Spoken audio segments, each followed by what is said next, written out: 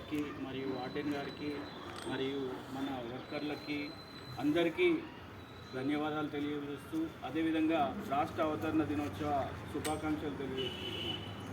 ముఖ్యంగా మనము ఈ సదనంలో మన రాష్ట్రం అభివృద్ధి చెందాలంటే మనము మన శ్రమకు ఓడించి మనము ప్రత్యేక రాష్ట్రం గురించి మనం కూడా ప్రత్యేక ఉద్యమంలో పాల్గొని మనం అంటే ఏంది ప్రత్యేక ఉద్యమంలో పాల్గొని ఆ త్యాగాలకు అదేవిధంగా అమరవీరుల ప్రాణాలకు పన్నంగా పెట్టి మనం సాధించుకున్న ఈ తెలంగాణలో ఈరోజు మన సమాజం దివ్యాంగుల సమాజం ఇంకా అణచివేతకి అదేవిధంగా ఇంకా వివక్షతకి అదేవిధంగా ఇంకా చిన్నచూపుకి ఇంకా మోసపూరితమైన హామీలకి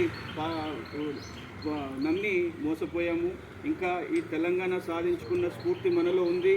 అదేవిధంగా ఈ స్ఫూర్తిని మనం ఆసరగా చేసుకొని అదే పాటిమతోని అదే పట్టుదలతోని మీరు అందరం మన తెలంగాణ అభివృద్ధిలో భాగస్వామి అవుతూ మనకు రావాల్సిన వాటా, మనకు రావాల్సిన హక్కులు, మనకు రావాల్సిన స్థానం, మనకు రావాల్సిన రాజకీయ స్థానం, అదేవిధంగా బడ్జెట్ స్థానం, కాంట్రాక్ట్లో మన స్థానం, ఉద్యోగాల్లో మన స్థానం, అదేవిధంగా పబ్లిక్ వర్క్లో మన స్థానం, టెండర్లో మన స్థానం, ప్రతి వాటా ప్రతి దాంట్లో మన వాటా మనం అడగకపోతే ఎవరు అడుగుతారు చెప్పండి? ఈ అభివృద్ధిలో మనం తెలంగాణ సాధించుకున్నాం. తెలంగాణ సాధనలో మన తోడ్పాటు ఉంది. తెలంగాణ సాధనలో మన భాగస్వామ్యం ఉంది. తెలంగాణ సకల జనుల సమ్మెలో కూడా దివ్యాంగులు పాల్గొనడం జరిగింది. తెలంగాణ ప్రత్యేక రాష్ట్రం ఏర్పడటకు దివ్యాంగుల జేఏసీ అని ప్రత్యేకంగా ఏర్పడి మనం తెలంగాణ సాధనలో మనం తోడ్పడి తెలంగాణ సాధనలో మనం పాటుపడి మనము కాకపోతే అభివృద్ధిలో పాల్గొనలేకపోతున్నాం. మిత్రులారా, మీరు జనం గలమై మీ గలం వినిపించాలి. మీరు ప్రతినిత్యం ప్రజా సమస్యలను ప్రభుత్వ దృష్టికి వెళ్ళడానికి మీ వంతు కృషి చేయాలి. అప్పుడే మనం అభివృద్ధిలో భాగస్వామ్యం అవుతాం. ఓరు సాధించారు, నాకేం లాభం, నాకేం వస్తుంది అని స్వార్థంగా ఉంటే మిత్రులారా ఆత్మగౌరవం ఉండదు. అదేవిధంగా మనకి హక్కులు రావాల్సిన హక్కులు ఉండవు. బానిస బతుకులు అవుతుంది. ప్రశ్నించని చోట ఏమవుతుంది? బానిస బతుకు అవుతుంది.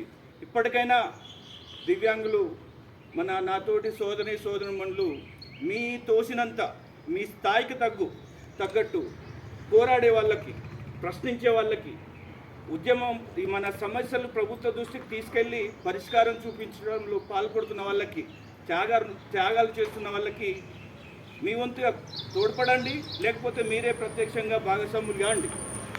అంతేగాని మీరు టైం వేస్ట్ చేయకుండా స్వార్థపూరితంగా మీరు చేసుకోండి. స్వార్థ పనులైనా మీరు పర్సనల్ పనులు చేసుకుంటూ ఇది కూడా ఒక 5% కూడా మన యొక్క సమస్యల పరిష్కారానికై మీరు కృషి చేయాలి. మీ తోడ్పాటు ఉండాలి. మనము ఐక్యంగా పోరాడినప్పుడే, ఒక సాహసోపేతమైన ఉద్యమం చేసినప్పుడే మన యొక్క సమాజ అభివృద్ధి, మన యొక్క శ్రేయస్సు, మన యొక్క ఆత్మగౌరవం, మన యొక్క రాజకీయ రిజర్వేషన్ వస్తుంది. అదేవిధంగా మనం ఇప్పుడు చూసే ఉంటారు, మనం ఈ ప్రత్యేక తెలంగాణ సాధనలో పాల్పడినప్పటికీ ఉచిత బస్ పాస్కు దూరమయ్యాం. అదేవిధంగా పింఛన్ పెంపుదలకు దూరమైనాం. అదేవిధంగా కాంట్రాక్ట్ ఉద్యోగాలకు దూరమైనాం, టెండర్లో దూరమైనాం. దీనికి అంతటి కారణం ఏంటి? మన ఐక్యత లోపం. దీనికి అంతటి కారణం మన యొక్క సమస్యలను లేవలెత్తకపోవడం. దీని అంతటి కారణం మీరు బలమై ఏకదాటిగా ఉద్యమంలో పాల్గొనకపోవడం. ఈ పరిష్కారం కావాలంటే ఈ రాష్ట్రం అంటే రాష్ట్రమే కాదు, రాష్ట్రం అంటే ప్రజలంటే ప్రజా సమస్యలు. ఈ ప్రజా సమస్యల గురించి పాటుపడినప్పుడే రాష్ట్రం అభివృద్ధి అవుతుంది. రాష్ట్రం అభివృద్ధి అయినప్పుడే ఈ జీడిపి అభివృద్ధి అవుతుంది. జీడిపి అభివృద్ధి అయినప్పుడే అందరు కూడా అభివృద్ధిలోకి వస్తారు.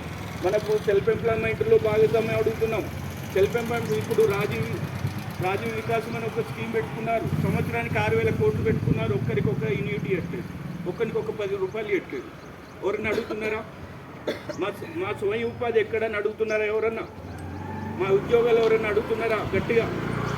కాబట్టి మన సమస్యలు పరిష్కారం కావాలంటే మనం ఉద్యమాలకు బాటలు వేయాల్సిందే, పోరాటాలకు ప్రాణం పోయాల్సిందే. ఏది ఏమైనా మన యొక్క అభివృద్ధి, మన యొక్క శ్రేయస్సు, దివ్యాంగుల శ్రేయస్సు ముఖ్య లక్ష్యంగా మనం అందరూ ఏకమై సాధించుకోవాల్సిన తరుణం మొదలైంది.